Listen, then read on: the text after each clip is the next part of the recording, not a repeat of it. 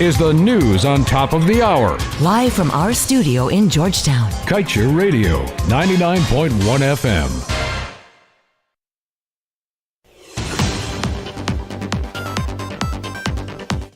Good day. Welcome to your news at noon on Kaieteur Radio. I'm Kevin Smith. These are the top stories we are tracking.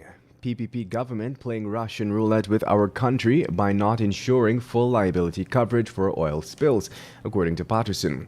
In the Exxon 35 well exploration campaign, environmentalist says EPA decision on low impacts on fisheries sector is technically unsound. Meanwhile, Guyana's electoral system under stranglehold of a few. Economist says structural makeup of GCAM must change.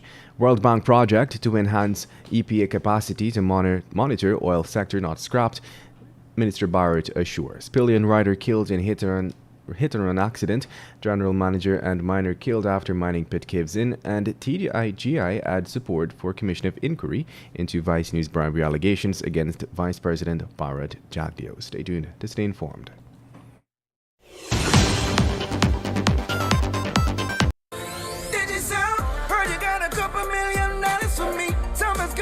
Crazy.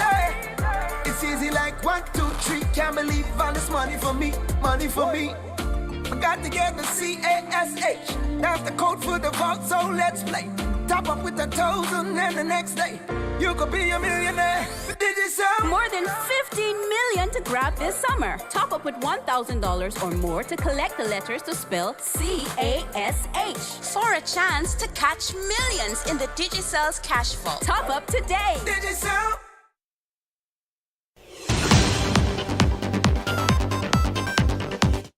And now for the news in detail.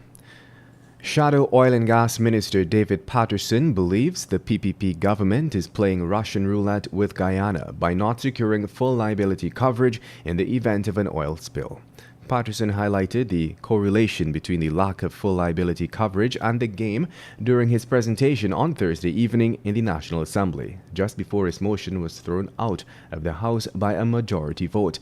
A motion seeking to not only include full on unlimited liability coverage for oil spills and other disasters related to petroleum production, but also direct the government of Guyana to conduct an independent analysis on the possible ill effects of an oil spill and present this report to the Parliamentary Committee on Natural Resources to be used as a reference for all other future oil development submissions. Although May of this year commemorated 7 years since ExxonMobil discovered significant hydrocarbons off the country's coasts, Guyana is yet to conduct a comprehensive study of the critical environmental receptors that could be impacted by the company's operations. Yet, the regulatory body that approves ExxonMobil oil development and exploration projects has determined in its most recent screening decision for a new 35-well exploration campaign in the rich Stabroek Block that impacts from the project to the fishery sector would be low, given the distance of the project site to the coastline and fishing grounds. This point was raised by environmentalist Simone Mangle-Joly, who also noted that the Environmental Protection Agency's reasoning is very narrow. And in other news, local economist and electoral reform advocate Dr. Desmond Thomas believes that Guyana can achieve its true potential on the basis of institutional changes led by electoral reform. Speaking at a lecture on the electoral reform organized by civil society group Article 13, Dr. Thomas noted that even as society evolves and changes are implemented, the systems must equally undergo reforms. However, Dr. Thomas pointed out that in Guyana, the electoral system is under the stranglehold of a few people. The electoral reform advocate made specific reference to structural composition of GCAM. Dr. Thomas stressed that the structural makeup at GCAM makes it difficult for electoral reform to be achieved. And moving on, in arguments by Shadow Natural Resources Minister David Patterson for his full liability oil spill coverage motion in Parliament last Thursday, he accused the government of tearing down 2 World Bank capacity building initiatives that contribute to the improved management and oversight of the budding oil and gas sector.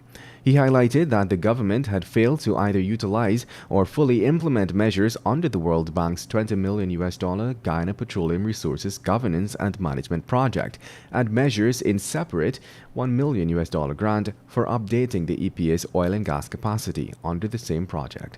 Natural Resources Minister Vikram Bharat had said 2 weeks ago that his ministry and the relevant teams are still working to refine the use of the World Bank $20 million line of credit.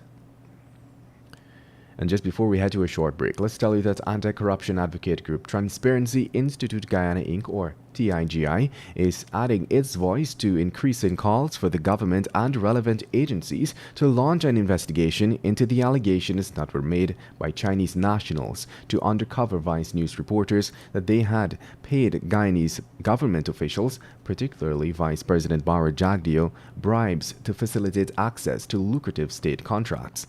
President Ali had told the Stabrook News that the allegations definitely needed investigating, since it was clear that persons were implicating themselves in the illegal activity. Jagdeo, who is at the center of the allegations, also supported the president in saying that security agencies should immediately launch an investigation, since he believed that if people are breaking laws and are admitting to it, they should face the consequences. However, more than a month after the first Vice News report and a second publication following just weeks later, TIGI believes the quickness with which the Vice President had responded to the initial Vice report has died down. Your time is now 12:07. We'll take a short break and return with your news.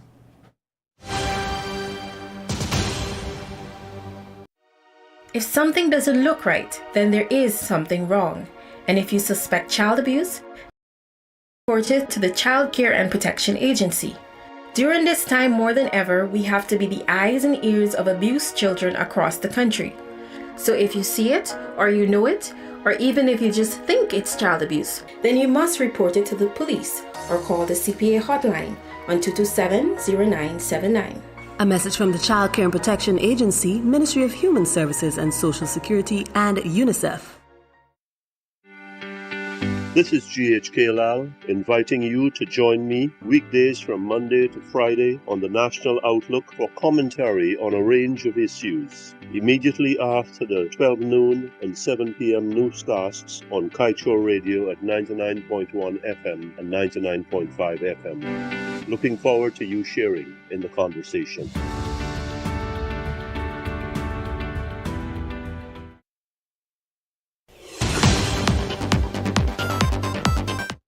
Welcome back to your news at noon. 21-year-old Dale Nelson of Linden, Region 10, was killed in a hit-and-run accident along the Emilius Ward public road.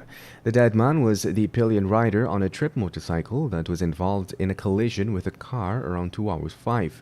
According to police, the bike was being ridden by Nelson's 18-year-old friend, Julian Graham, when the car struck them from behind. Both the car and the friends were reportedly traveling in an eastern direction along the road. Meanwhile, 2 men were buried alive on Friday after the walls of 25-feet mining pit at Kumong Back Dam, Peruni River, Region 7 caved in. The dead men were identified as the general manager of the 6-inch land dredge gold operation that was working in the pit, 32-year-old Sion Martin of Fletham, Region 9, and 44-year-old Troy Scott, a miner of Linden. Region 7 police reported that the tragedy occurred around 15:30, while Martin and his crew were in the pit. He was at the time working as a jetman while Scott was operating the gravel pump. Reportedly without warning, the walls of the pit began to crumble and cave in. The crew began running for safety, but Scott and Martin were trapped and ended up being buried alive by tons of solid earth. And moving on, the Central Housing and Planning Authority on Saturday signed a memorandum of understanding with Republic Bank Limited for the financing of 500 low-income homes at Lenora, Region 3. According to DPI, the 20 by 30 two-bedroom flat units will be built at the cost of $5.5 million each. Minister of Housing and Water Colin Crowell and Minister within the ministry, Susan Rodriguez, witnessed the signing between CHNPA's CEO Sherwin Greaves and Republic Bank's General Manager Credit Venus Frith at the International Building Expo being held at the National Stadium at Providence. And I'll just tell you the first flock of the black belly sheep from Barbados is expected in Guyana by next week. Minister of Agriculture Zulfikar Mustafa has disclosed. Mustafa made this known during a visit to residents of number 28 village and surrounding communities in Region 5. Meanwhile, an application by the government of Guyana to develop a natural gas liquids plant and a power plant at Wales on the west bank of Demerara to complement the $1.3 billion pipeline component being pursued by ExxonMobil is currently being vetted by the Environmental Protection Agency. This is according to Vice President Jagdio, who explained that the regulator will decide whether an environmental impact assessment will be required for the government's aspect of the gas-to-energy project. And as usual, we will close things off with the page 7 of today's Kaieteur News, a government that only cares with its mouth. Guyana has once again been let down by its leaders. The opposition's recent parliamentary motion seeking full liability coverage was consciously thrown out by an administration that only seems to care with its well-rehearsed speeches to the masses. When it comes to taking action for its people, the government neatly puts its tail between its legs and allows ExxonMobil to carry on as they please. A new crop of leaders is what is required. We believe the true patriots are taking note of the unfolding disappointment being repeated. They will no doubt do what it takes to restore Guyana to a greater sense of governance, transparency, and accountability.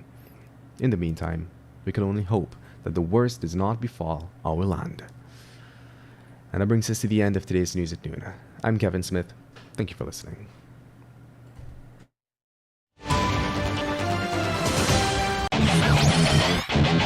Want value for your advertising dollar? Then place your ads on Kaieteur Radio's Newscasts. Streamed live on 6 different mediums, reaching hundreds of thousands.